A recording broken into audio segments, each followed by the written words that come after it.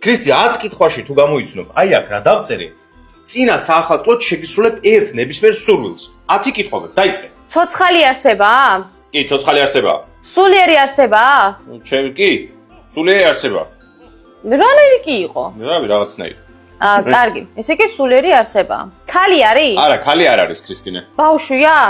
არა. თინეიჯერი ბიჭია? არა. კაცია? კაცი არის კი. ანუ მამრობითი სქესის არის. ქალი თუ არ არის, ლოგიკურია რომ მამრობითი სქესის არის კი. და ამასობაში დაგჭა 3 კითხვა. მოხუცია? მოხუცია, ქრისტინე. ცნობილია? მე ვიტყოდი რომ ყველაზე ცნობილი ადამიანია დედამიწის ზურგზე. მესია, ბიჭო. არა, მესიზე ცნობილია. მესიზე ცნობილია რონალდო? არა. აბა ვინ არის? ქრისტე, 2 კითხვა დაგჭა და კარგად გამოიყენე. მსახიობია? არა, დაგჭა 1 კითხვა და პასუხი უნდა მითხრა მერე. სპორტსმენია?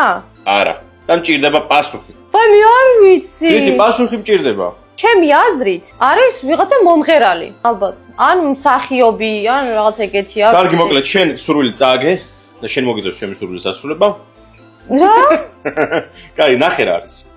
ეს როგორ ვერ გამოიცანე, ეს როგორ ვერ გამოიცანე. თავის ბაბუა, ბიჭი, როგორ უნდა გამომეცნო? მინიშნება გეთქვა რაღაცა. ანუ საახალწლო თემატიკაში არის რა. მე უნდა გეთქვა ქრისტი საახალწლო თემატიკაში.